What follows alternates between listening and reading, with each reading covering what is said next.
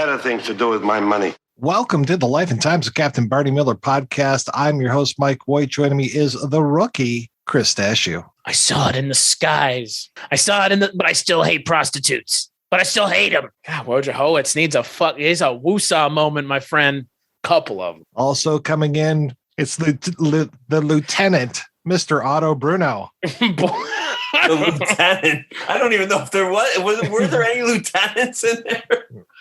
Yeah, sure. Why not? There is now. There is on this show. Yeah. That Chris is so. Isn't he so cute and he's so naive? Doesn't he understand that Wojo loves the prostitutes? Oh, is that what it is? It's reverse psychology. Is that what it is? Well, he certainly ends up being drawn to them all. That's true. That's true. But then he sees aliens. So did you ever hear the phrase "he doth protest too much"? I mean, that's fair. That's very fair. Oh yeah. On this episode, we are wrapping up season 4 of Barney Miller and starting season 5.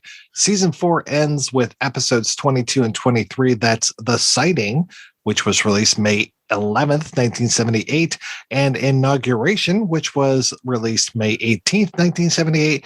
Take a little summer break and then come on back for Kidnapping, which is a two-parter. We'll talk about that as we go along, which was released September 14th, 1978. So let's talk about The Sighting, gentlemen. I was so surprised that we didn't have somebody in here that believed that they were captured by space aliens, because we are getting into, this is not too far after Close Encounters of the Third Kind. We are definitely in the throes of UFO mania in the United States. And wouldn't you know, Wojciechowicz happens to see a cigar-shaped ship above, Long Island? Staten Island. Staten Island.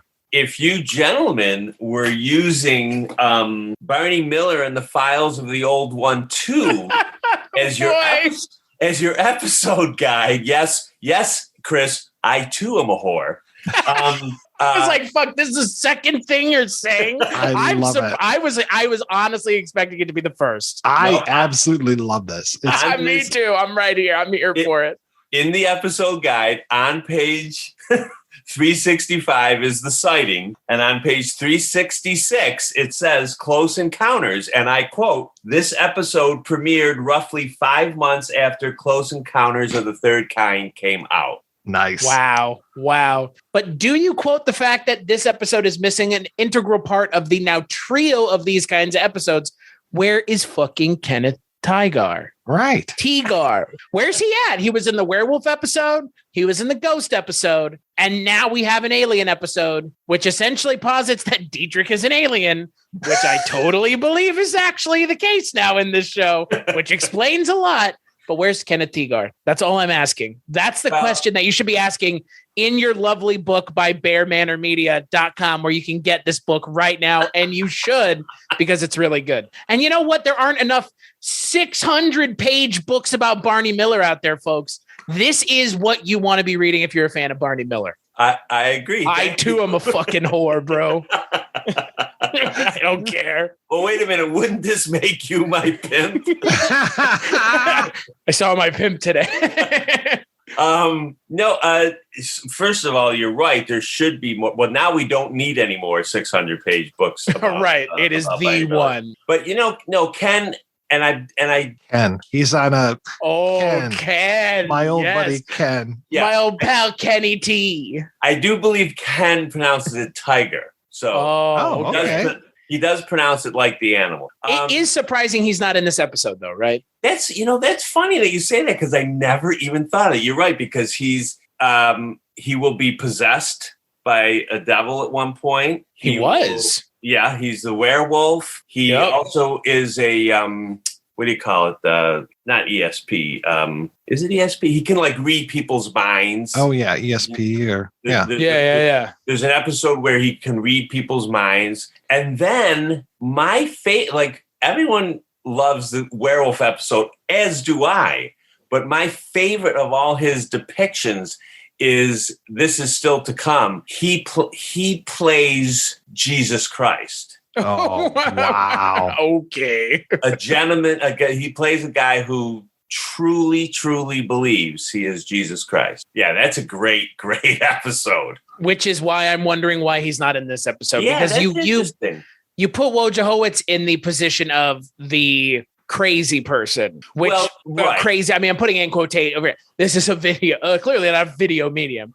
Putting that in quotations because he's not. Because then it's later in the episode. How 300 people saw it or whatever. So it's exactly, yeah. He's not crazy. Right.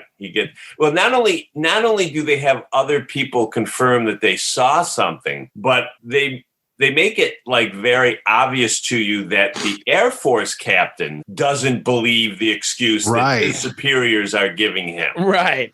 They're not going to believe that. I'm surprised he didn't say it was swamp gas. Yeah. It was a weather balloon. Major, it's a weather balloon. Right. I need you to look right here. Yeah. Oh, yeah. Hey, it's in New York of all places. I loved this episode. This episode was a lot of fun.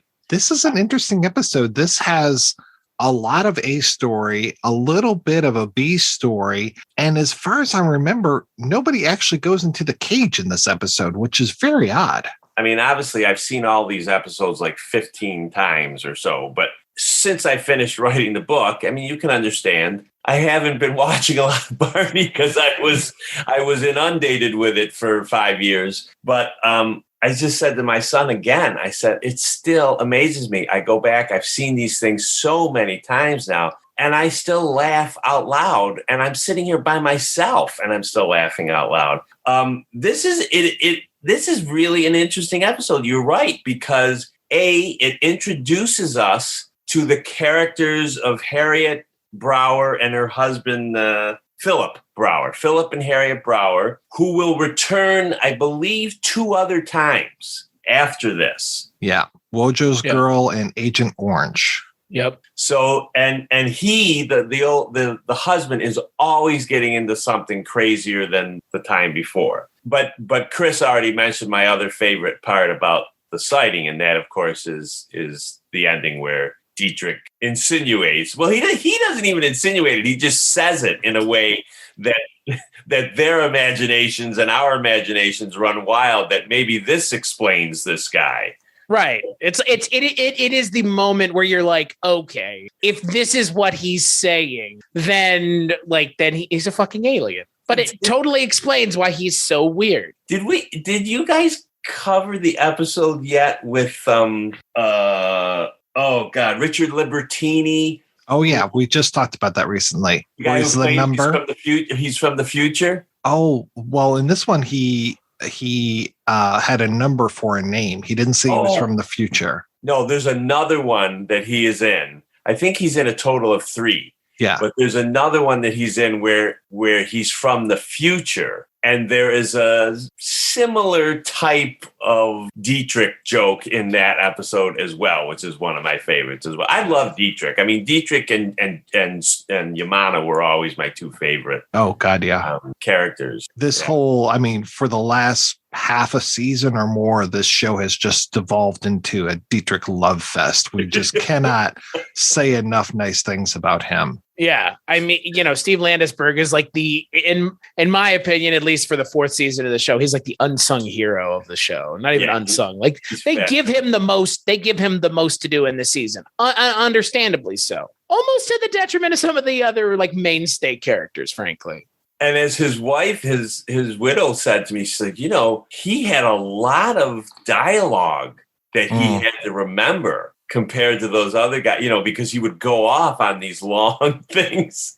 And he says, she says before that he had done improv and he had done stand-up. So it was kind of a new thing for him, but he loved it. We should probably also say about this whole, the Brower couple, that both Doris Roberts and Peter Hobbs have been on the show before, though not together.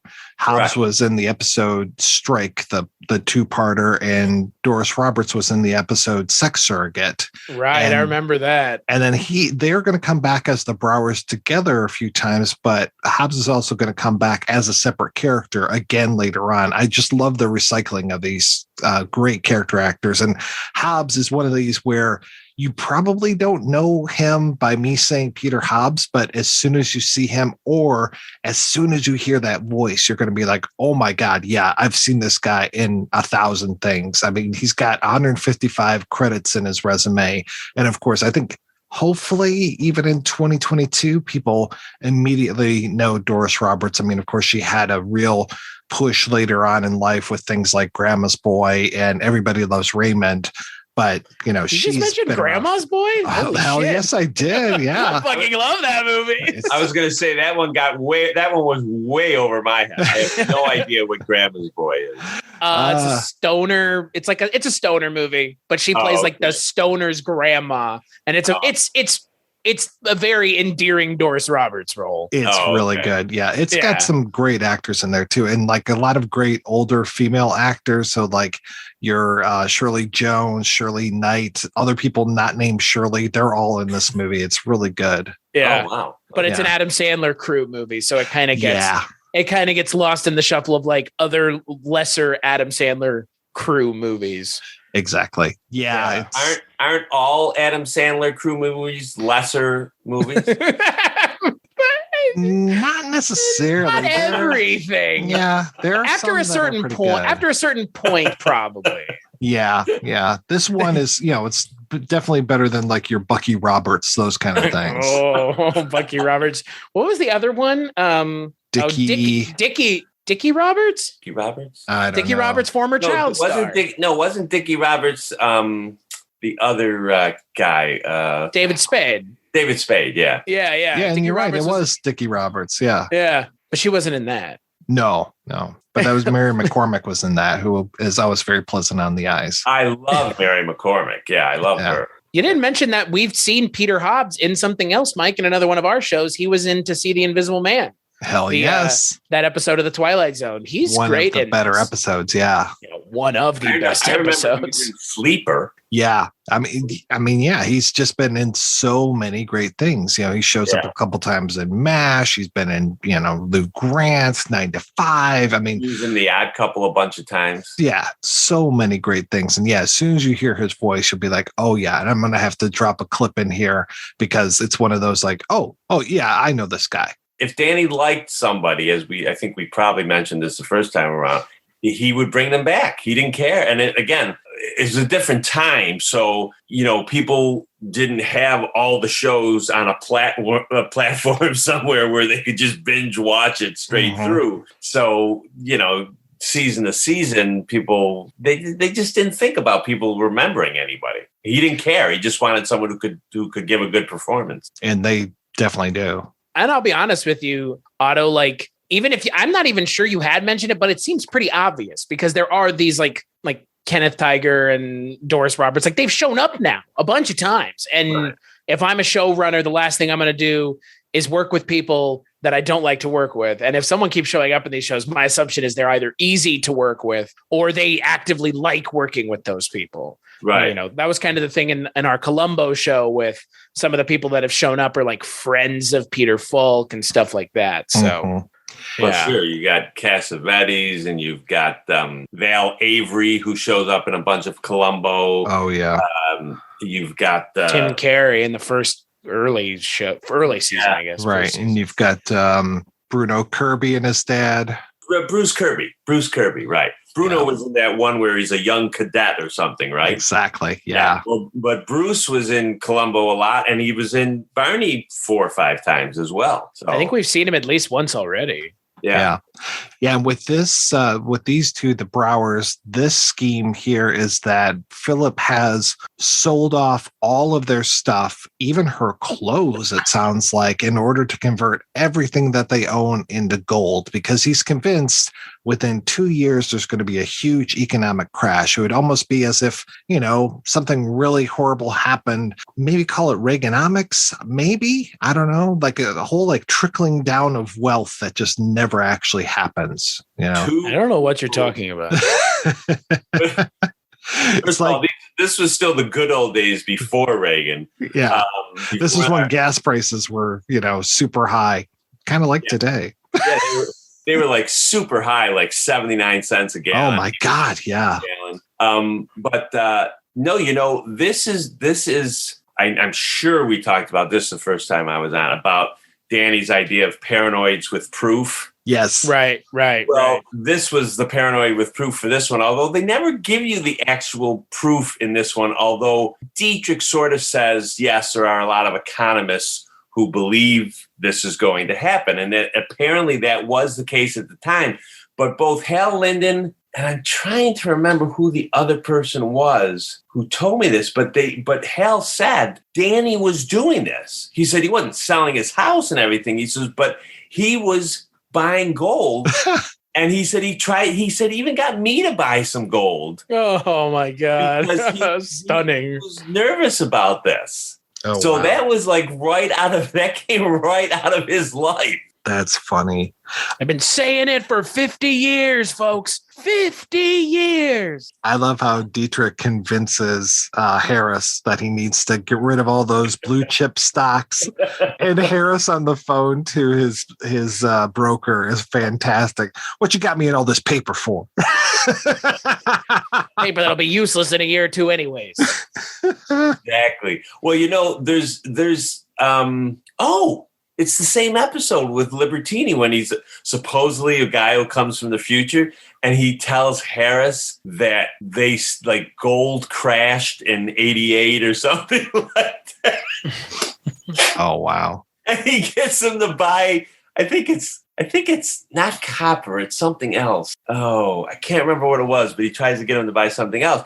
And because this is the kind of thorough writer I am, when I did the book, I did the math and said, technically, if Harris had bought the copper at that time or the gold, although the gold was way more expensive, percentage-wise, they went up almost exactly the same amount. Oh, wow. So he could have bought way more of the other. Otto's answering the questions you didn't know you even needed to ask. Exactly. Thank you. I love how Harris is like, oh yeah, I'll buy some of your gold at the end. He gives him a check for what, $250, and he gets him one coin. A peso. A peso. A peso that has like whatever, like one. That's 1 1/4 ounce gold. Yeah. Right. Well, at least it'll be easy to count. Yeah. They give him all the zingers, man. All the zingers go through Dietrich this season. By the way, good. and I know Chris can't stand my friend Ron Carey.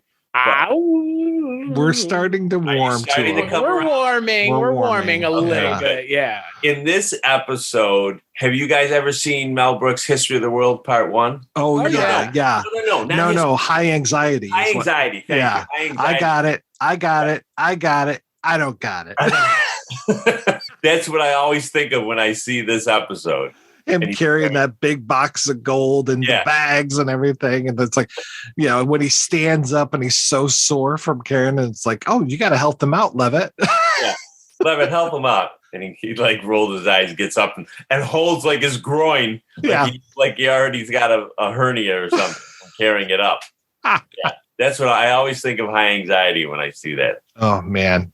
I mean, we haven't really even talked about the UFO stuff. I mean, this episode is named after that, but this whole side story with the gold is gold. It's fantastic. And just the way that it runs through all of these different characters, that it touches so many of the people in the office, because when it comes to the UFO stuff, it's pretty much like the other side of the office. It's the Barney Miller, it's the Wojo, and it's, it's nobody else really. I think it's them and then the Air Force guy, and that's it. That's like a limited 3-person play going on over there. Right. Yeah, and the it's there's really not as much inherent humor in it. I mean, the only humor is the fact that he might have seen a UFO, and everyone thinks that's so funny. And of course, now at almost 60 years of age, I think, why did we think all these people who said they saw UFOs, why did we all assume that those people are nuts while there's billions of people in the world believing that there's these various old men in the sky that they believe that are controlling their lives, and no one blinks about that. But so it's really, there's not as much inherent funny material there. It's just Wojo trying to deal with this obviously condescending Air Force guy. And they get a lot of mileage out of the Air Force guy's hat. It's like at least 2 or 3 jokes about the hat and just the way that you have to look underneath the hat in order to see the guy's eyes. Yeah, because he has it so pulled down so far over his forehead. I'm surprised that they never mentioned anything about Carter seeing a UFO, because that was a big deal in 73 when Carter, reached out and was like, hey, he filed a report with the UFO Bureau in 73 saying, I saw a UFO, which was a big deal at the time because he was the president. So it's kind of weird that they are treating it this way. But at the same time, as someone who has their own show about these kinds of things, it's not surprising because it is now just recently that the public tide has turned where people aren't seen as nuts or crazy or psychotic because they've seen UFOs. I mean, some people get branded psychotic or drunks or attention seekers for their entire lives. They used to for reporting, UFO sightings. Right. Well, I mean, right now with the air, it's like there's a lot of crazy things that people believe. Believing in UFOs ain't that crazy anymore in a lot of ways. It's not. And not only that, but believing in other groups of sentient beings out there is one of the few hopeful things we have going for us. Exactly. Yeah. I mean, unless they came into contact with us and realized that, zip, goodbye. Yeah. Well, haven't you already seen the jokes and people like, oh, now we know why they keep passing us by all these years? Because right. That's fair. Because we would be laughing at them. We would be laughing at the people who saw them like they do with poor Wojciechowicz. Yeah. So let's move on to the episode Inauguration. So this, at first, when I saw the title, I was just like, Inauguration? This is too far from the election of 1980. But no, this is actually the election of Ed Koch, who was for me, he's the mayor of New York. He was the mayor when I was kind of realized what New York City was and just his whole policies, that whole how am I doing kind of thing, him showing up on Saturday Night Live. It was just like, okay, yeah, Ed Koch, America's mayor kind of thing. Right. Definitely a lot better than Rudy Giuliani. But not Fiorello LaGuardia, because he came into my bedroom last night and he talked to me for 45 minutes. Oh, wow. I am jealous of that because I'd love to talk to the little flower. Oh, what is that? Ghost? The second one, right? Second Ghostbusters, isn't it? Oh, is that why I don't know it? Because that is why you don't know it. I was like, I realized there towards the end of it, I was like, Mike's not going to know this because this is Ghostbusters 2, the lesser Ghostbusters 2. I've seen Ghostbusters 1 more than once. God damn. My heart, rough crowd here. But I am quite familiar with Fiorello LaGuardia. Well, that's what I think the mayor from the first movie says. He's like, Fiorello LaGuardia came into my bedroom last night and talked to me for 45 minutes. And he's been dead for 30 years. Yeah. Hey, you know what, though? I will say this much about this episode. It's a fun episode. It's a fun follow-up to the last one. It's in that same vein and tone of the last one. There's a lot of stuff going on in this episode. Oh, my God. Let's try to break it down a little bit. So the name of the episode, Inauguration, this is about Koch coming into the office. So all of the loonies are being rounded up, and we're trying to investigate all of these threats that are being made against Koch as the inauguration is just about to be underway. So we've got Harris. He's working the inauguration and he gets a job offer, which he takes and then rescinds. And there's a lot of tension between him and Wojo about this, and a little bit with Barney as well. Yeah. We've got Basil Hoffman as Alan Corbel, who is one of my favorite character actors. Chris, we're going to see him in the Bye Bye Sky High IQ case later on when we talk about it on Columbo, which is a great episode in my mind. We've got the old lady, is it Florence Hallop that comes in, Evelyn Hawley, who we've seen many times before. We talk about reusing character actors.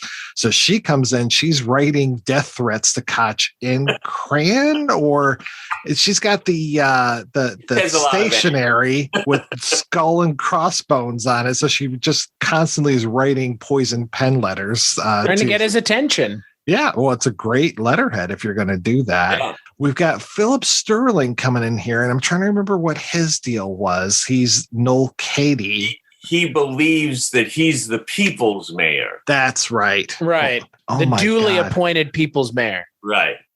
And then we have the introduction of a guy who's going to be a regular character on the show, Officer Zatelli, Dino Natali, who we didn't mention last episode, but we did mention in our last Life and Times of Barney Miller, and I think maybe even the episode before that. Jack Sue has been out of the picture, and we've had these kind of replacements going on. There's no replacement at his desk this time other than Levitt, and he worked the desk last time. He's working the desk this time. He's wearing one of these like Herb Tarlick type jackets, which is fantastic. And Zatelli is filling in for Levitt, and so Levitt has to just lay into him and teach him the ropes, as it were, do everything the Levitt way, which is a pretty great running gag in this. Right. And Zatelli will later on in the following season his character has a very important, he's part of a very important plot line that I won't give away right now, but it's one of the better, more progressive things, storylines in Barney Miller. But first of all, the whole thing with Levitt and that suit coat. Oh. Now that's a good one, Herb Tarlick. I didn't think of Herb Tarlick. I thought it reminded me of something out of Guys and Dolls. Oh, I can see that. But the other thing that I don't know if it was in this episode or the episode before, but when Levitt comes in with the coat and the hat, he reminded me of an old cartoon from when I was a kid called Inch High Private Eye. I don't know if you have ever seen this, but there was a Saturday morning Hanna-Barbera cartoon called Inch High Private Eye, and he was an inch high. I mean, it was, yeah. So we didn't ask questions. We just watched it. But he always the look of him in that, because he's with the hat and everything, it just reminds me of that. Poor Levitt. This is the beginning of his real, he wanted that promotion. And as you will see for the rest of the run of the show until the end, he will get continually yanked up and down, back and forth when they need extra help. Although, once Sue leaves, there will be other short-term people that come in, but no one ever takes his place. No one lasts, in essence, the way it turns out is that Dietrich replaces, in the end, both Fish and Yamana. Which makes sense. We've talked about this on the show before, that Landisberg's style of humor, the dry delivery that he has, is very similar to both of those, especially Jack Sue, especially Yamana, with the little zingers and stuff. And I think it's almost like if Yamana got a promotion and just was like around more, because Nick is a little bit more in the background compared to Dietrich. Dietrich seems to be more foregrounded a lot of times. Right. Well, that's one of the sad things about the way everything worked out. And that is, had Jack lived and remained healthy throughout the entire run of the show, would his character have evolved more the way Harris and Wojo did? Mm-hmm. I mean, as it turns out, it's only Harris, Wojo, and Barney who are with it from beginning to end. Which is insanity to me. Right, but not unlike probably not unlike a real police precinct either. Mm-hmm. Yeah. But yeah, that's one of the saddest things, I think, is because you wonder, he's so brilliant, Jack Sue, and it's just, and you forget, you think that, well, yeah, he was there halfway through this fifth season, but as you say, he was pretty much out half of the fourth season as well. Mm-hmm. Yeah. So ultimately, he's really there, and considering the fact that the first season is only a half season anyway, he's really only there for 3.5 seasons. Mm-hmm. Even though he leaves in the middle of season 5. So I would have definitely liked to have seen what they would have done with his character. Well, I mean, to be fair, I feel like I honestly feel the same way about Gregory Sierra's character. Mm-hmm. Fish, not so much, but because I feel like that character kind of went where it was going to go. But Gregory Sierra, I kind of feel the same way. Like, I wish he had never left this show. I wish he had never left, because he brought a different energy to this show that I think in a lot of ways, this show would have been a little different with Gregory Sierra through shit, even through this season. I mean, again, if he had walked away at this season, this would be an entirely different show, because I still remember that episode where Gregory Sierra, where Chano kills somebody. And that's like, where did that even come from? Like, that's, what I would still contend that that's one of the better kind of beats of this entire show, is showing that, which is a pretty mature take on a pretty, serious topic. I'm not saying the show never gets back to it, because it has, but yeah, this show really is kind of plagued by some unfortunate things with the people involved, the main cast members, I guess. Right. I would say that, other than that episode where Chano kills the two bank robbers, they only will get that serious again one other time in the whole rest of the series. I mean, they have serious subjects that they cover.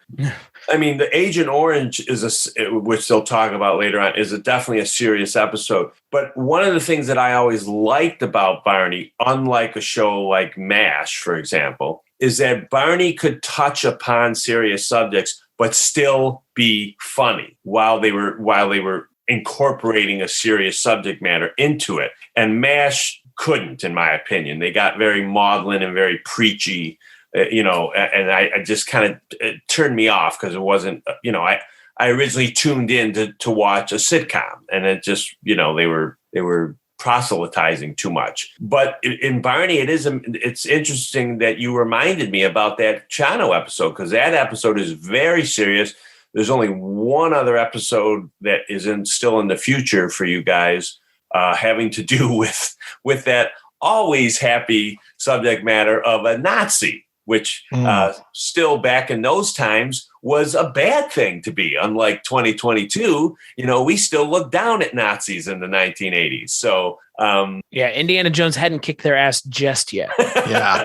We're a couple years removed from that. Yeah.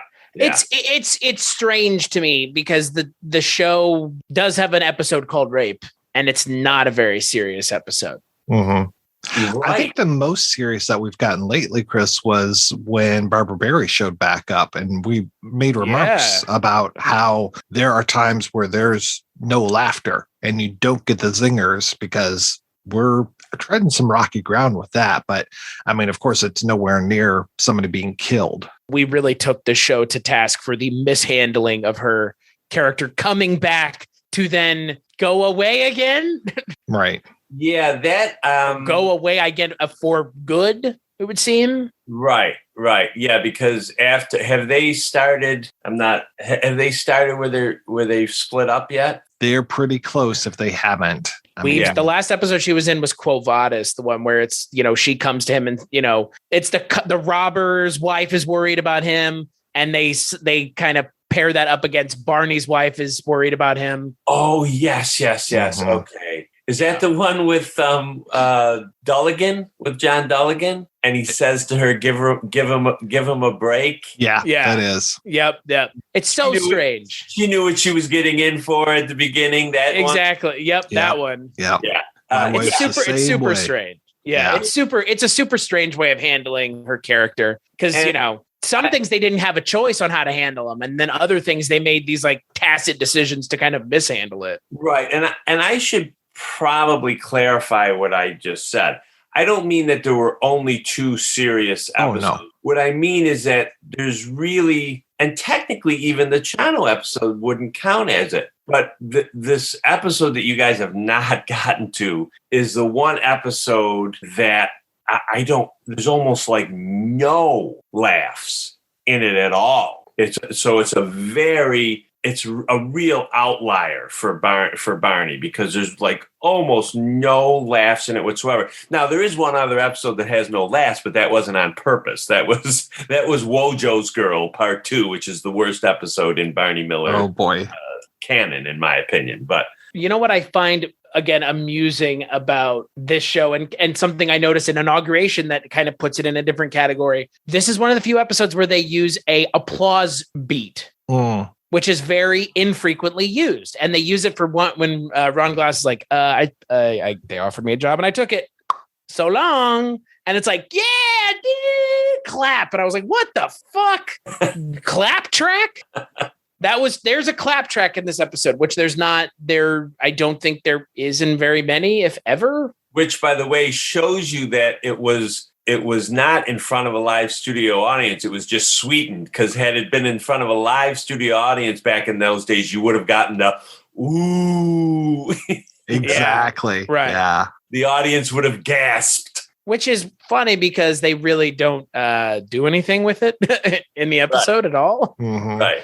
Yeah, it's as soon, because this could have been your season cliffhanger. Like, oh, is Harris going to be back next season? You know, it would have been a perfect time for them to be like, oh, it looks like he's going to work for Koch. And then in the next episode, then you hit him with a real good zinger about, well, Ed wanted me to do his laundry and all that kind of stuff. But yeah, they missed that opportunity because they wrapped this whole thing up so quickly. See, but I'm one of those guys who I'm watching some shows now, and it's like, that's how television has become now. You always have to end every season on a cliffhanger. Right. And because I grew up in a different time, I find that to be extremely annoying and like manipulative, and it kind of pisses me off. So I like to have, it's a sitcom world. I don't expect it to be real. I like things, wrapped up at the end, even though Barney has a lot of open-ended things where they say, that's what it is. We're not really going to have an answer for it. It's just the way things work. I don't have a problem with that kind of stuff, but this constant manipulation that goes on in television now, and there's some great shows, but it's just constantly, everything's they're hanging by a string. I mean, it's like the old serials in the 30s. He didn't get out of the cockadoodie car. Exactly. Yeah. So, but that's just my own personal. I just don't think it has a place in this kind of show. But then at the same time, like this show also, like we mentioned, it's kind of in this weird in between because it is a comedy, but then there are moments where it's like there's still cops. Right. It's like we haven't heard about Harris's apartment since he got the new place. Like it was such a big deal about him getting this new place, but it's like we don't continue with that storyline. Maybe next season we'll get a mention, but it's like that is wrapped up now. So we start and stop. We don't continue every episode and hear like, oh, geez, now I got to worry about this or that. But again, I do think that has something to do with the fact that producers and showrunners and things like that didn't think about those things back then, because there was not, there was syndication, but there was, at this point in time, we're in, I think, 1978, I think? Yep. The VCRs and those things are just coming out. So there was never those producers who started, Danny started in the 50s on television. So they just didn't think about those things. It was like chewing gum, you chewed it, you got your flavor out of it, and you threw it away. Right. They didn't expect people to keep going back and chewing that same piece again. Well, it's interesting too, because this is all so much a one set show that after a while, like you can hear about Harris's apartment and how he's being driven crazy by Dietrich when they're living together, but we never see it. We just hear about it. So if Harris had problems with his pipes or, a landlord issue or something, it would all be told to us. We would never actually see it. Right. Exactly. And what's wild about this show is how well it works. Yeah. Because a lesser show would not be able to pull this off. Single set show. There are shows that are contemporaries of this show that aren't even doing it. Welcome Back, Kotter, MASH. Those aren't single set shows. Right. This is, we at this point have resigned ourselves, not in a negative way. We're never going to see anywhere else. Right. When we see somewhere else, it's going to be so surprising. We take note of it. But in the first couple seasons of the show, we did go a couple. We saw Barney's apartment. We saw Fish's apartment. We saw a stakeout house at one point. We've seen them go some places, but since I think recently we saw the it wasn't Strike, it was the Squatters, right? The Squatters, yeah. I'm trying to remember. It was the last time we saw them Eviction. That was just a couple episodes ago. Where Barney goes and talks to the group of But that was surprising that he left and went somewhere and we actually saw it. Right. The only two times that you ever saw at Barney's Apartment were season 1, and Stakeout was season 1. So those were all in those first 13 episodes. And then, you have the ones where he talks to the tenants. You will have the big one that you'll have that's, speaking to you from the future. Ooh, where Harris and Dietrich go on a stakeout themselves. No, they don't go on a stakeout. I take it back. They don't go on a stakeout. They go and they're guarding a witness. They're protecting a witness, but that's out of the office. Landisberg was outside of the office at one point already at Fish's apartment. Is that right? Right. When he interacted with Fish's daughter. That was end of season 2 or something, or yeah. I think that the times that they leave are very, very rare in 171 episodes. And to your point about reruns, I mean, in syndication, the old rule, and I don't know if it's still this way, but the old rule used to be you couldn't get syndicated. Your reruns couldn't be syndicated until you hit 100 episodes. And we're only at episode 80 with this one. Right. And Danny being Danny, he could have pissed off anyone at any moment and just pulled out and said, forget it, I'm not making any more. Right. So, yeah, you're right. So, Chris, you mentioned the Quo Vadis episode, and that has something in common with these two episodes that we've talked about so far, which is the director, Alex March.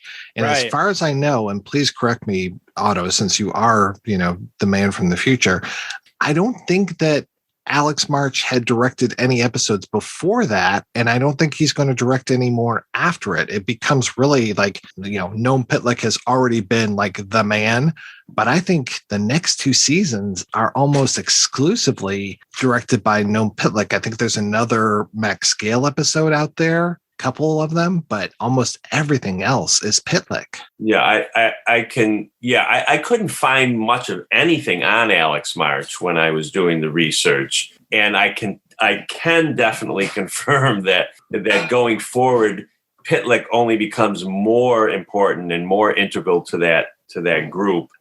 This is season 4, right? Yeah. This is season 4. So the next season that we're about to begin is Danny's last season at the helm of the show before he is forced to step down for 2 years because of health issues. So I'm sure that Noam, because I was told by other people, because when I would talk to people, I'd get kind of like mixed messages.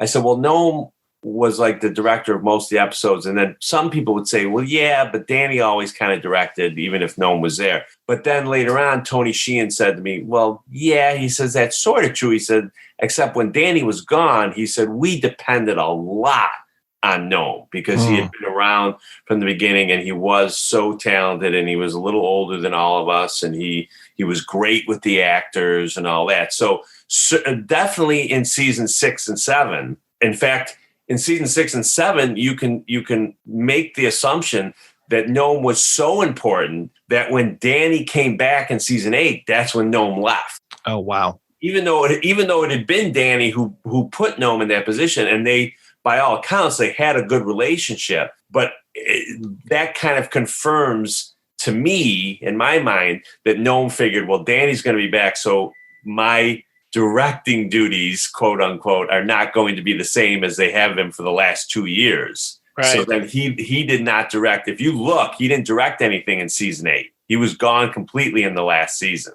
Wow. So yeah, season 6 and 7, he was extremely important. And season 5, my guess would be that he was starting to take over, starting to have a little more autonomy in that area than he had previously. So let's talk about the beginning of season 5, which I said before, this is a 2-parter, but this is not like the 2-parters that we've had before for like strike and eviction. I thought that something was wrong at first when I was watching this episode because I was like, wait a second, they didn't take a break. This episode feels kind of long. What's going on? Like, where's the credits? Did I miss the credits? What's happening? But so this was it's a 2-parter in syndication, but the reality is it was a single hour episode that opened. It was a season premiere episode and they opened with a special 1 hour episode. And when I was doing the research, I wasn't sure about it either. And I tracked down that TV guide so that I could confirm that it was a 1 hour episode that week. And that's what it was. So it was a season open special of 1 hour, basically. And then they cut it for syndication, obviously, into 2 episodes. It's kind of a familiar episode. It feels like we've seen some of these beats before. Chris, you mentioned way back at the beginning as we were talking about this, that here we have yet another prostitute. Oh my God. This is like the greatest hits of Barney Miller. Like you could show this singular episode to someone and be like, this is the show. And if someone was into it with this episode, be like, oh, go check out some more. But if they didn't get it, like, you probably don't need to watch anymore, because it kind of has like a lot of the beats. There's like a big overall beat, but then there's like the smaller sex worker thing. And then there's the hitting on one of the characters thing, which kind of happens from time to time. It kind of has all, and then it has a guy in the cell as well. It kind of has everything. If this is a way you open the season, the 5th season, like, everybody must have been really happy, because this is one of the better episodes of the show that we've seen, I think, period. Right. Even though if it goes a little Return to the King at the end, and just the ending goes on forever. Some of those characters should have had an Irish goodbye and just fucking left. No, I don't need to listen to you on the way out. Just leave. Thank you. Goodbye. Well, it's interesting that Barry Youngfellow, who unfortunately just passed away back in March, I grew up watching her on It's a Living. It's a Living, yes. Yeah. And I'm watching this show and I'm just like, my God, why do I know this woman? Who, she's so familiar. And then finally I'm like, oh yeah, It's a Living. And she's fantastic on that. She's the one that plays the prostitute. And it's Marsha. like Marsha. With the funny name. Marsha Dixon or Dixon Marsha. Dixon Marsha. Ha ha ha. I was like, holy shit, show for real. Yeah. And then they put a laugh track in when he says it. It said Ron Carey goes, Dixon Marsha. Chris, I never even thought of that till just now. I think you have a dirty mind. Right. Right. I thought she was going to be one of these prostitutes that we've seen before on the show, where it's the innocent woman who is trying to get more attention from her husband and ends up becoming a prostitute just so she can interact with people. One of those. But no, she's got a pimp. She's definitely, very, very much a professional working gal. So yeah, that was the only part about her thing that bothered me, was the pimp and the pink Cadillac. The pink Continental. It didn't strike me that she would have a pimp and a pink Continental. I wouldn't think so. No, she seems much more like an independent producer, and just, yeah, that was kind of weird. And yeah, of course, we've got Wojo being kind of a dick to her, but then of course, a dick. Yeah, very much a dick to her. But then of course, being nice towards the end, to the point where it's almost like, yeah, they're probably almost going on a date. So the main part of this, where we get our title from, Kidnapping, is from the owner of Siegel's department store being kidnapped. Mr. Siegel, I don't know if he's got a first name or not, Harold J. Stone, who shows up in the 2nd episode. And the kids come in. Oh, by the way, I should say Jack Sue is back, looking pretty good. So there's no Ron Carey. And I think it's kind of good that there's no Ron Carey because of the 2 siblings. And of course, I think we've had this before where we've got the fighting siblings. There's a lot of similar beats. See what I mean? The best of Barney Miller. There's Beverly Saunders, who's Lorraine Siegel. And then her brother is Todd Sussman, who's Andrew Siegel. And I don't know about y'all, but my God, he looks like Levitt to me. And he looks about almost just a little bit taller. It's like, I would like to see him and Levitt standing next to each other. Oh, I never thought of that. I mean, is it just me? No, I see. They have the same kind of T area with their nose and brow line. They totally do. Okay. Yeah, I didn't think of that. I just love his characterization as Andrew Siegel. And I love his interaction with the prostitute, with Marsha. I mean, it's obviously someone who has not received a lot of nurturing or affection at home. I love the part where she says, he says something to her like, Marsha, that's a pretty name. She's like, it was actually Marshall. It's like, my father wanted a son. And he says, so did mine. Ah. Remember that? Yeah, yeah.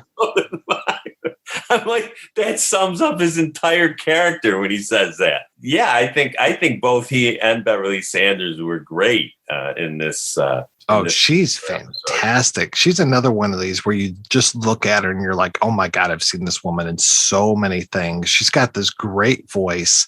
And the way that she is just horn dogging after Harris is fantastic, which again, we've seen this before. So it's kind of like, I think, Chris, every once in a while we run into these like recycle episodes. But again, I know it sounds crazy now, but it's 1978. That's still kind of progressive in 1978 that a white woman is, is obviously making passes at this handsome black man. So, that was not happening a lot on television. Well, the most handsome one in the precinct by maybe Hal Linden's just a little less. That is the mustache. That's just really a scotch. Just a scotch. But Harris is definitely the most handsome man in the precinct. Right. Yeah.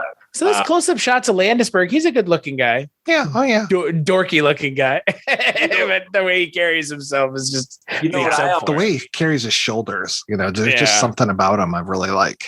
The thing that I always disliked in the show was there was an episode, there's 2 episodes. One, how basically... ultimately, everyone will end up in the woman's clothing for the mugging duty. Oh, God, yeah. There's the episode with Fish. I mean, if you, I hate to even remind you this because you might have nightmares tonight, but then there's the episode where Dietrich dresses as a woman and they all act like he is by far the ugliest one that's ever put a dress on. And I'm like, what? He's not even close. Do you remember what Fish looked like? Not to mention the time that Wojo got attacked by the guy, and Wojo's, first of all, he is not a handsome woman, and he's sweating like a pig.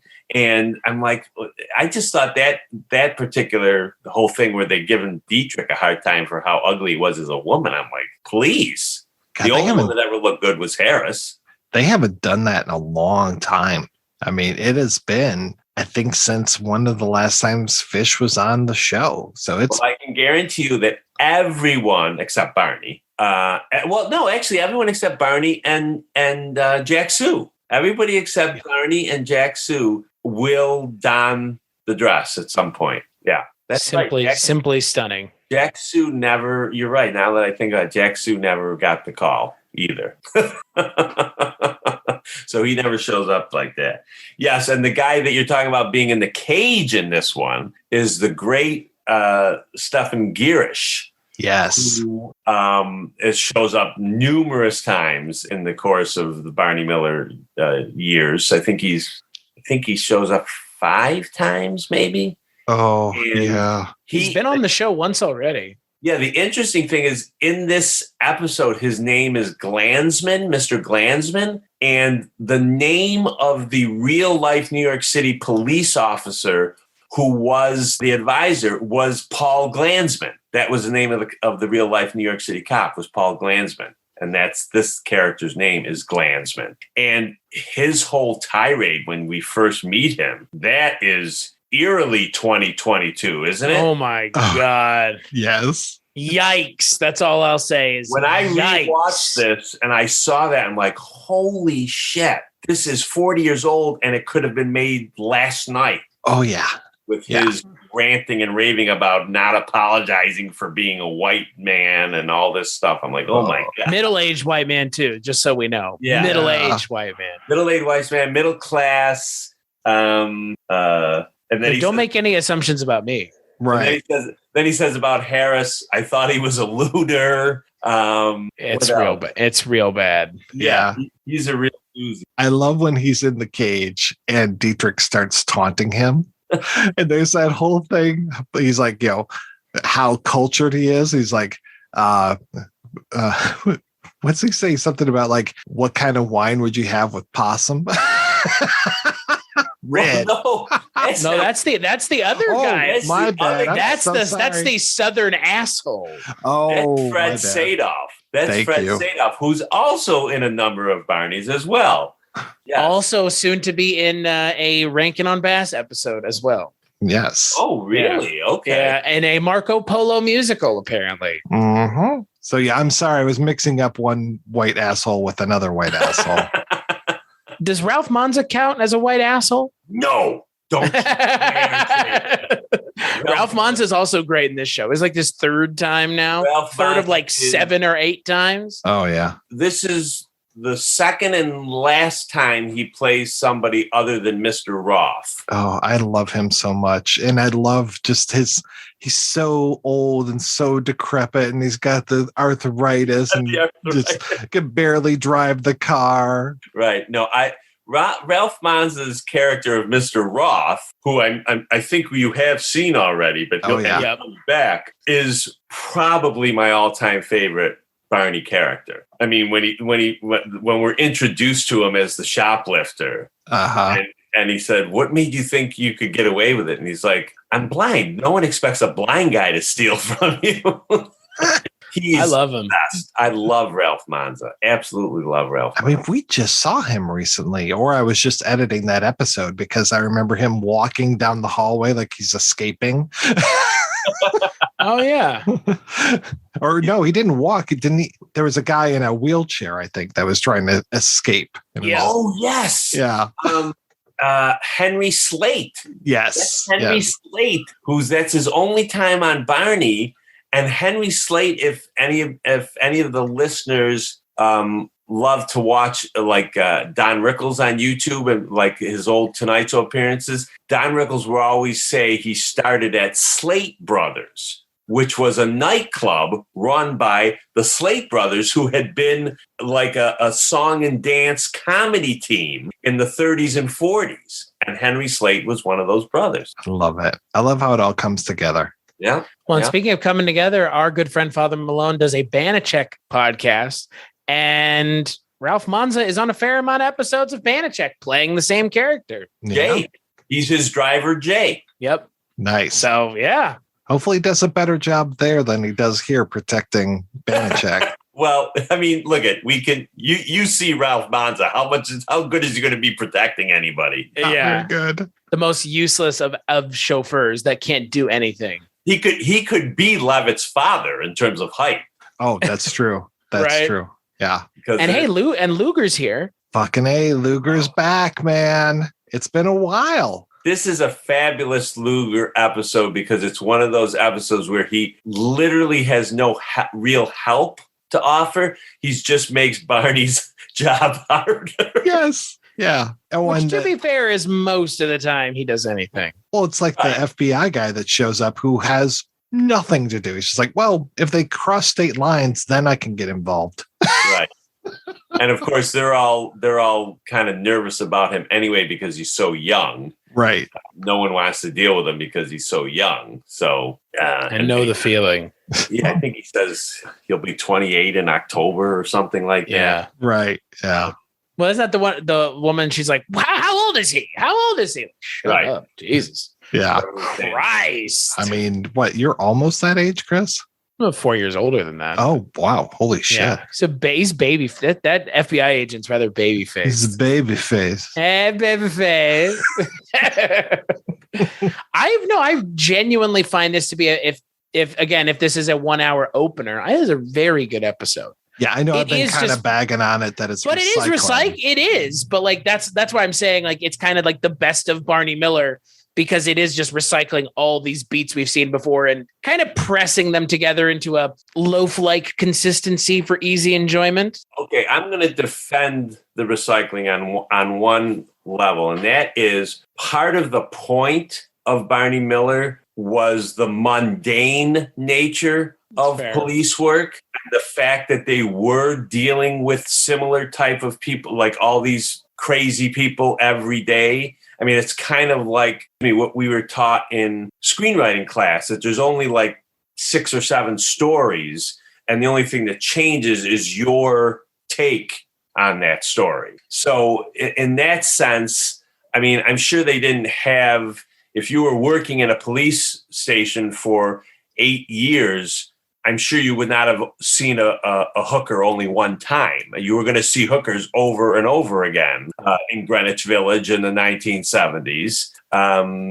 Just That's like fair. Drugs, people who were selling grass or people who were, snatching purses or whatever it is. I mean, that's part of the point of Barney, is that it was a mundane look at police work as opposed to the guns a blasting away, you know. So that's fair. And that is, I think for me, that is one of the reasons I appreciate the show so much, is because it is so different. And like we've heard, you know, I think you probably mentioned it last time you were on, and we've said it before. This is the show that cops really appreciate because it speaks to what it's actually like to be a cop in a lot of ways. Exactly. Yeah. Boring. Right. That's what they all. It's like being a fireman. A lot of fucking sitting around and waiting. Yeah. Well, except the firemen, and I say this only because my brother-in-law is a retired fireman, but the firemen at least can sit around and cook. That's all they fucking do, man. Yeah, exactly. Sit around and cook and eat. That's all. All the firefighters I've ever known, it's like, I'm going to the firehouse to eat. We have a home. Exactly. Yeah, they have kitchens in the firehouses. That's the difference. I mean, I know a lot of people have been on like Top Chef that have started as firemen. You know, they start there and they perfect their skills, and they actually end up going to other places and just becoming cooks. Yeah. You're cooking for a lot of people. But hey, they make coffee in the precinct. I knew a few years ago that left and wrote a fireman's cookbook. So yeah, that's what they do pretty much. They either put out fires or start fires in the kitchen. It's fair. Yeah, if you, to your point, Chris, like if you had never seen an episode of Barney Miller before, you could do way worse than starting with Kidnapping, because this is kind of a reintroduction of the show. It's a good place to begin season 5, because we really are doing this kind of greatest hits thing. And we're also talking about, you know, kind of the nature of what's going on, you know, economically. This is towards the end of 78. And so this whole thing of how they kidnap the owner of this department store, and the kidnappers are like, oh, you need to, you know, open up the doors and let everybody come in for free. And I love how Nick is there trying to figure, when Barney tells him, like, I need you to go through the list and come up with all the potential suspects of who this could be. And I love when Nick's just like, well, maybe the young Republicans. He wants him to go. Well, first thing he said, he gives him this whole list, huge of things to look like, files to pull.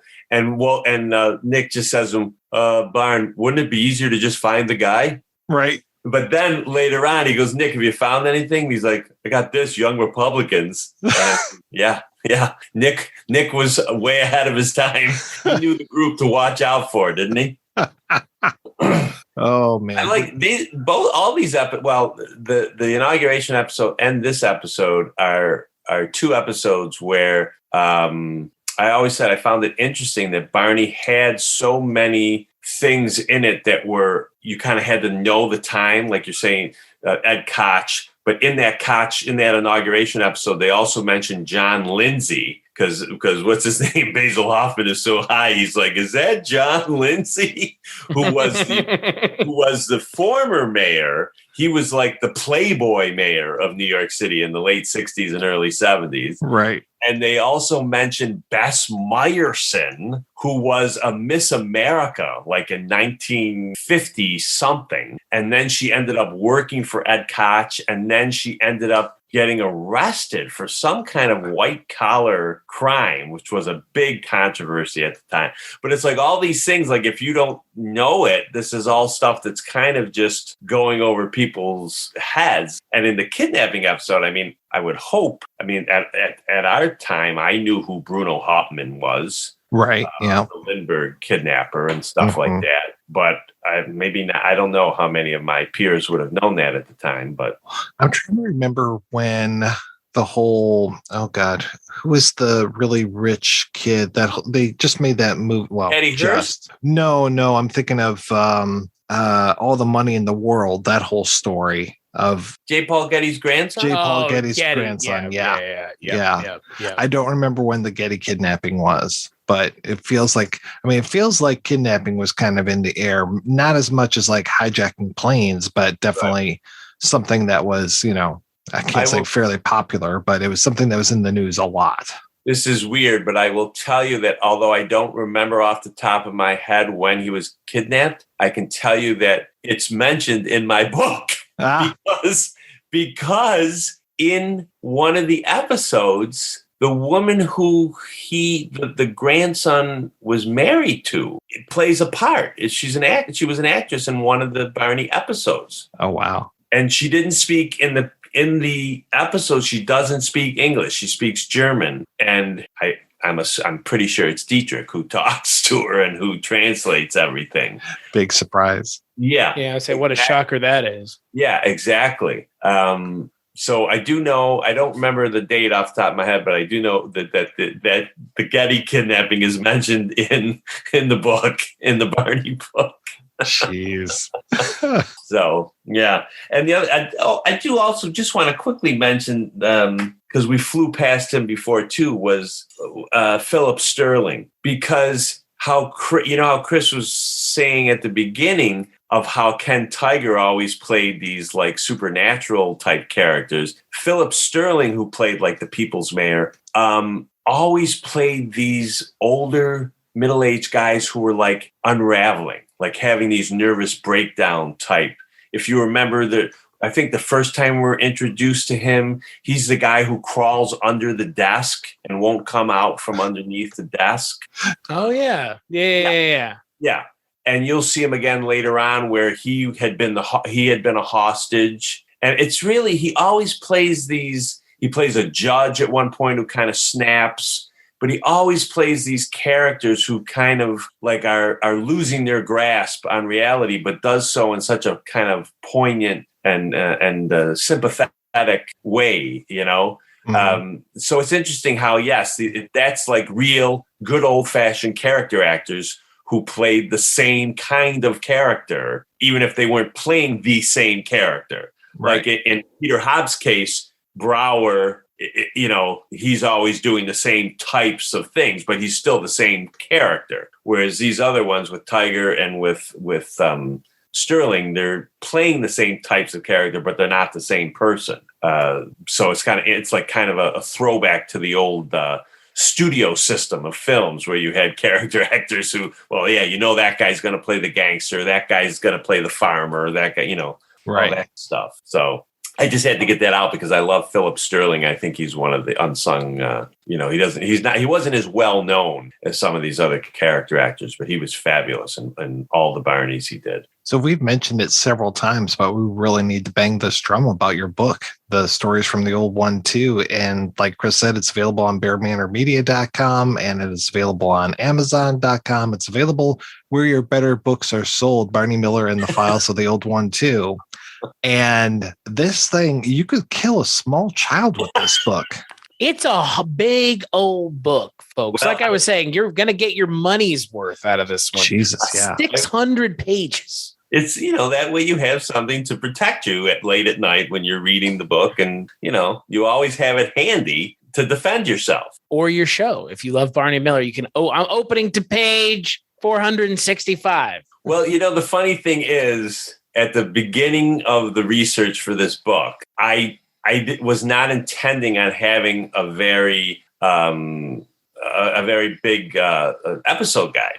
Mm-hmm. I'm like, I don't know if people want that. And then I asked some fans, I'm like, well, what would you want to see? And everyone said, oh, we want a good episode guide, a really good, I'm like, okay. So then the episode guide, as you guys now well know, is the biggest part of the book. Right. Yeah. The stuff before the episode guide is like 200 and something pages, and the episode guide is like 300 and something pages. So, but I'm happily surprised that people have written to me or said on Facebook or, that they've been watching the show with the book. So they look at the episode guide after they watch the episode or before or whatever. I would hope you would read it after you watch the episode. I think we talked about this before where like with the Hash episode that we've all seen millions of times, I didn't want to put all the funny lines right in the episode guide. I put a couple, but I said in there, I'm like, I'm not going to write them all because you guys got to go just watch the episode, So, I've been happily surprised by the response so far. So that's good. All good. Yeah. Well, it's a fantastic book. I cannot read all of it because, like you just said, I'm saving so much of it here. We have to top off at season 5, we can't really dig too deep. So I'm hoping that we can have you back on a more regular basis, at least once a season, so you can correct all the bad things that we've said. But hopefully now we won't say anything bad because we've got your book as a guide. It's right there, man. It's right there. Yeah. All the answers are in my book. Not all the answers. Actually, the funny, that's the worst part now. It's all out there now. It's done. And now I think, oh, shit, I didn't say that. Or, oh, I should have mentioned that. Or, oh, I should have mentioned that. So you're going to release an amended version with an all new introduction by the author. That would be up to the publisher. And I just don't see a second version of this coming out. But who knows? I don't know. 20th anniversary edition. Just got to wait 20 years. Yeah, we're what are we? We're 3 years away from 50th anniversary of the first episode. This year is the 40th anniversary of the end of the series. Wow. Because it ended in 82. So this is the 40th year of that. But it premiered in 75. So we still got 3 years before that date. So, well, I'll tell the publisher, Chris, that you might be willing to back that project. Yeah, back it. Well, you have the backing of the internet's favorite Barney Miller podcast. Yeah. Well, there you go. That's all I need. Perhaps the internet's only Barney Miller podcast. You're goddamn right. I think so. By the way, I've listened, and Mike knows that I've listened to a lot of the projection booth episodes. I haven't listened to the Rankin Bass yet because there's only really 3 or 4 Rankin Basses that I even care about. And 3 of them are Christmas ones. So I'm waiting to listen to them now around Christmas time. So there's so much more. I know. So many more depths to plumb with Rankin and Bass. You can't even begin to imagine. I have to say, I was on there one day looking at your site. I was surprised. Someone has written a book about Rankin and Bass stuff like you did for Barney Miller. Mm-hmm. Oh my God. All we knew was like Rudolph, Santa Claus coming to town, and is Frosty. Yeah. Yeah. Frosty. Yeah. That's all I knew and cared about. Then I never saw it when it first came out. It wasn't until years and years later that I saw the Mad Monster Party one. Does it really hold up? At least when you're an adult. I mean, no. We were so excited. Yeah. I think if I saw it when I was 8, I'd fucking eat that shit up with a spoon, man. Right, exactly. Yeah. Exactly. As an adult, though, first time viewer, force me to eat that shit up with a spoon, man. Oh boy. No, the only thing I will say is that Rudolph, I was one of the I felt like a misfit. A misfit, yes. There you go. Why am I such a misfit? Because I would watch Rudolph and I'd think, why isn't anyone calling out what an asshole Santa Claus is? Right. He's kind of a prick. He's a total prick. He's not kind of. He's an absolute asshole, as is Comet. I mean, he's no great shakes either. Yeah. And I never understood that. Like all the time when I was a kid, I never understood. That's why my favorite was always Santa Claus is Coming to Town. And of course, I love Frosty because of Jimmy Durante. I'm a huge Jimmy Durante fan. Well, Chris doesn't even know who Jimmy Durante is. I know who Jimmy Durante is. Yeah. How dare you? He's all about Mrs. Calabash, wherever she is. I know who Lou Monte is, baby. Come on. Whoa, look at that. My mom is a full-blooded Italian. Otto Bruno. My mom's maiden name is Cesania, brother, man. You know who Lou Monte is? Yes, jiggity janky, ha. It's Dominic the Donkey, baby. Dominic the Donkey, but how about, do you know Peppino? Oh, Peppino the mouse? Yeah, Peppino the Italian mouse. Oh, yes. Yeah, I remember. Yeah, the little creepy little mouse, right? I had the Goofy Gold that had the Peppino song on there. Yeah, you scare my girl, you eat my cheese, you even drink my wine. I try so hard to catch you, but you trick me all the time. What the fuck are we talking about? Oh, it's a fantastic song, Chris. You don't know Lou Monte until you know Peppino the Italian mouse. I know the mouse. I've seen the creepy, weird, strange little mouse puppet. I've seen that. Yeah. You're in for a treat. You're thinking of Topo Gigio. Oh, yeah. No, I am thinking of Topo Gigio. Yeah, you're right. Ed Sullivan. Yeah. Or as my grandmother used to say, that's Ed Solavania. What would my mom say? Ed Sullivan? Ed Sullivan. Yep. Yeah. Italians, am I right? Yeah. Dime a dozen, those folks. First of all, how can you be Italian? Don't you live in the freaking Dust Bowl of Kansas or something? He's mom half Italian, just the good half. Hey, my mom grew up in the North Beach of San Francisco, dude. Oh, yeah. That's Italian. Yeah, that's Italian. Now, if she was north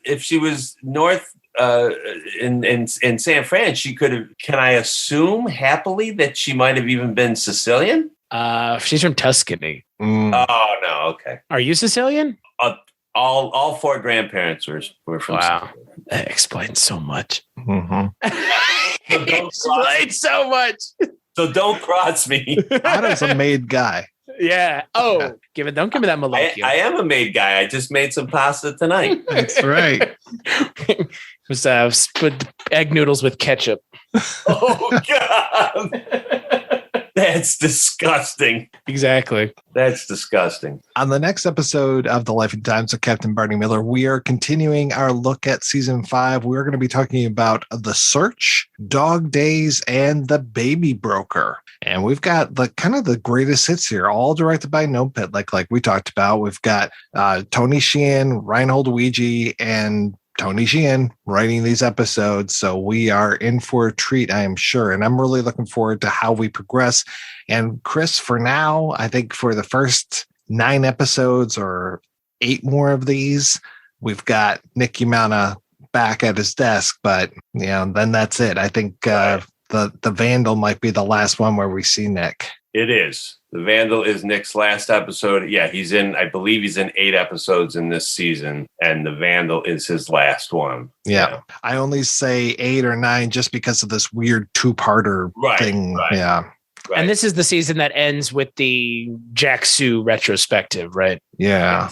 So something to look forward to / not look forward to. Yeah, right. And by the way, I think, if I'm not mistaken, that Baby Broker episode is the one I was referencing earlier about Getty's wife or girlfriend or whatever. Oh, okay. She's in that episode. And Getty's was kidnapped in 1973. I looked that up.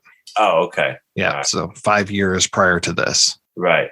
Yeah, that's a weird. That is a strange story because I remember looking into it when I was covering that Baby Broker episode. Yeah, what a great name for an episode, Baby Broker. Yeah. Good stuff. Season 5 is another solid season. So looking forward to it. Thank you so much, Otto, for being on the show. This has been terrific. It's great having you back.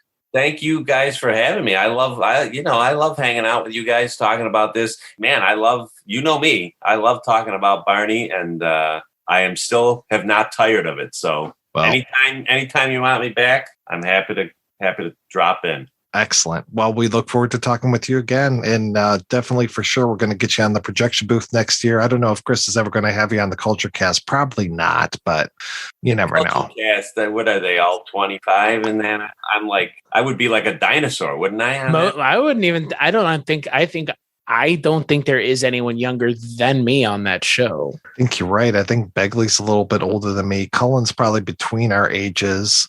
Richard, I can't remember how old Richard's older than you. That's right. Not by much, though, I don't think. It's the same thing with Mark. 53. I think Mark's only 2 years older than me. Yeah. Don't make assumptions. Yeah. Make an assumption, you won't get an invitation. Well, Chris, you are literally young enough to be my child. It's true. And in an alternate universe, that's how you are Topo Gigio in an alternate. You are Lou Monte in an alternate universe. Yeah, little mouse. Well, Lou Monte, I don't mind. The Topo Gigio, I wasn't quite as taken with Topo Gigio as I was with Peppino. Signori e signori, io mi chiamo Peppino Giuricilla. And what a woman you are, Peppina, oh you little mouse, so won't you go away? Find yourself another house to run around and play. You scare my girl, you eat my cheese, you even drink my wine. I've tried so hard to catch you, but you trick me all the time. Ci stanno usura gilla, basciusella, redumur. Ogni sera che lei esce quando a casa è scura. in mezzo alla cucina balla solo su, ma parano malandrine pure la gatta sa paura. Peppino Suricilla m'ha fatto scomparire, mannaggia Suricilla a casa e nadai. Stasera in da cucina un po' che vino già lascia, e quando si imbriaca Peppina già incappa. Ma tu che sei? Siciliano? No, I'm a Calabrese, you nut. The other night I called my girl, I asked her could we meet.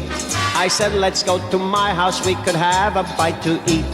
And as we walked in through the door, she screamed at what she saw. There was little Peppina doing a cha-cha on the floor.